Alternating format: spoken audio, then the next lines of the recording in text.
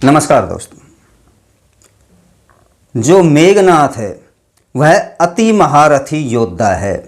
वाल्मीकि रामायण पढ़ो और उत्तरकांड में पहुंच जाओ सीधे।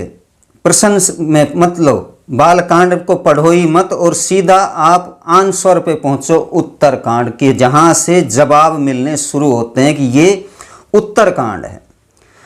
जब वाल्मीकि रामायण का आप उत्तरकांड पढ़ोगे तो उसमें आपको रावण और रावण के वंश की ही जानकारी मिलेगी और सीधा सा आपको जवाब मिल जाएगा कि ये रामायण क्यों हुई है।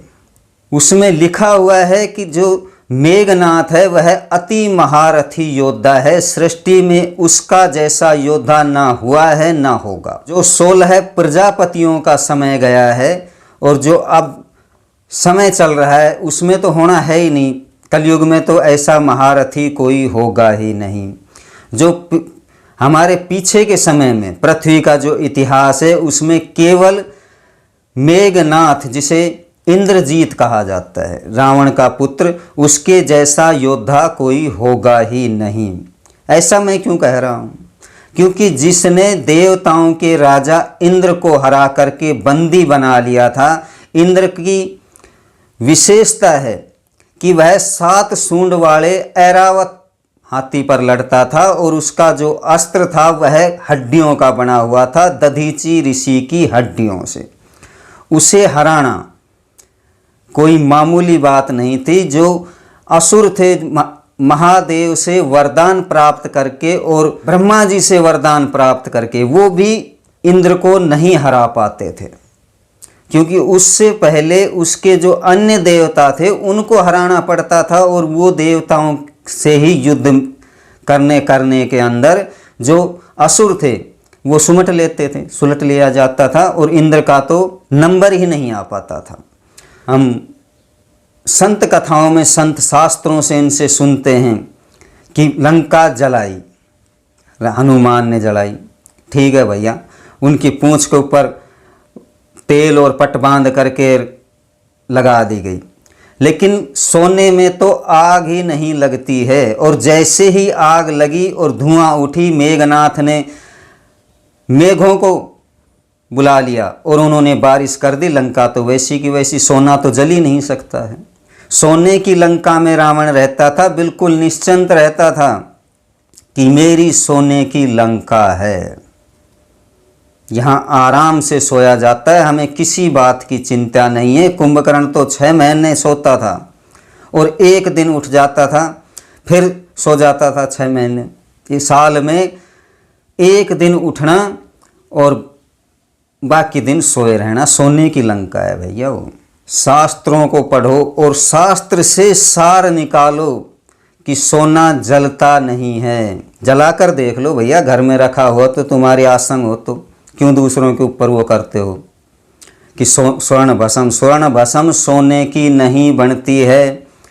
स्वर्ण भस्म सोन नाभ एक पेड़ होता है जिसको जलाकर बनाई जाती है और उसमें सोना कुछ मात्र में मिलाया जाता है।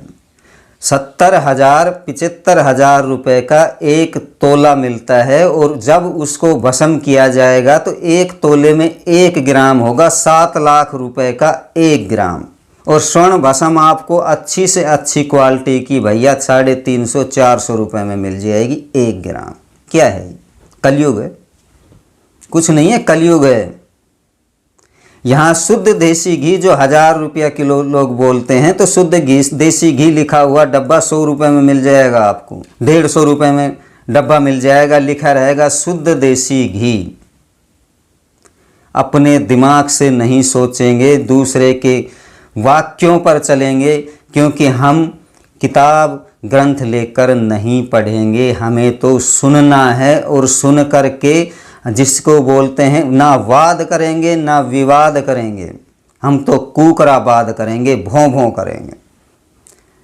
जो ना बोलने वाले के समझ में आएगी ना सुनने वाले के समझ में आएगी कि व्यक्ति कह क्या रहा है और व्यक्ति सुन क्या रहा है, उसे उससे कोई लेना देना नहीं है।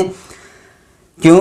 आज जो धर्म जिन्होंने अपने हाथ में लिया था वो तो अपने हाथ में लिए बैठे हुए हैं और बाकी सुना रहे हैं कि ये धर्म है, ये निभाओ। वो धर्म है ही नहीं, ऐसा है ही नहीं कि धर्म को आपको कोई स्टेज पर बैठकर बताएगा कि ये धर्म है जो मैं कह रहा हूँ। नहीं है वो धर्म।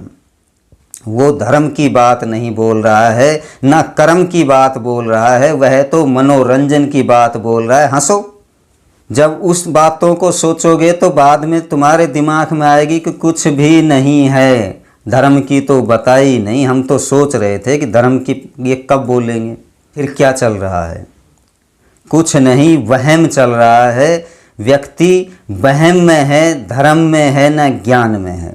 धर्म की तरफ मुड़ो, ज्ञान की तरफ मुड़ो। जो ज्ञान वहम जो शास्त्रों में लिख रखा है, सभ्यता में लिखा हुआ है, संस्कृति में लिखा हुआ है, उसकी तरफ कोई नहीं मुड़ रहा है। बताने की चीज़ नहीं है धर्म, जानने की चीज़ नहीं है धर्म, ज्ञान की चीज़ है।